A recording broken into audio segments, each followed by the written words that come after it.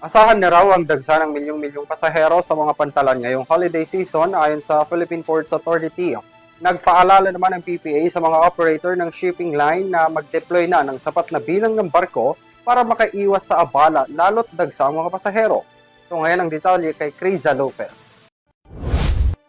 Handa na ang Philippine Ports Authority o PPA sa dagsa ng mga Pilipinong babiyahe ngayong holiday season sa mga pantalan ayon kay General Manager J. Daniel Santiago. Ito ang unang araw na inaasahan ng PPA ang mga pasahero hanggang January 5, 2026. Batay sa pagtataya ng PPA, maaaring umabot hanggang 250,000 hanggang 350,000 ang mga pasahero na maseserbisyohan kada araw kasabay ng kahandaan ng mga pantalan sa dagsa ng mga tao na babiyahe. Nananawagan din si General Manager Santiago sa mga operator ng shipping line na mag-deploy na ng sapat na bilang ng barko nang sa gayon ay matugunan ang pangangailangan sa transportasyon. Is na sana as the terminals are well prepared for the influx of passengers, na sana yung ating mga operators ng mga shipping line natin will also meet the demand na dapat mag-deploy na din sila ng karampatan at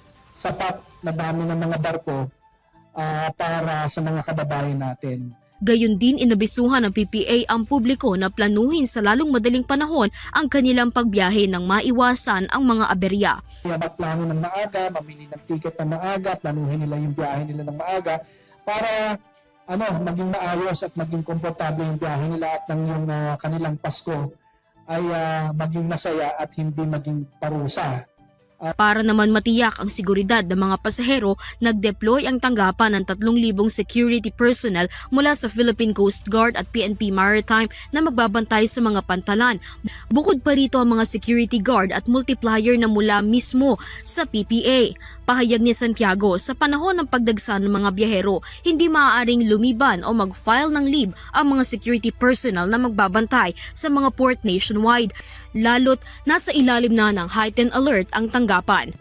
At least on the PPA side, full manpower complement tayo sa ating port police and full manpower complement tayo sa force multiplier natin na mga security guards. We're also in coordination with the Philippine Coast Guard and the PNP Maritime Group, and hopefully they will deploy additional people. But as an additional measure, and which we've been doing for the past so many years already, lahat ng frontline personnel natin, operations personnel natin, starting December 15 up to January 5, may leave yan. Tiniyak din ng PPA na handa silang mag-accommodate ng mga pasahero na may stranded sa pantalan sakaling magkaroon ng bagyo sa loob ng bansa. Mayroon ding mga naka-standby na mga food packs mula sa Department of Social Welfare and Development para sa mga maaantala ang biyahe. Para sa Euro TV News, Criza Lopez, sumasaludo sa bawat Pilipino.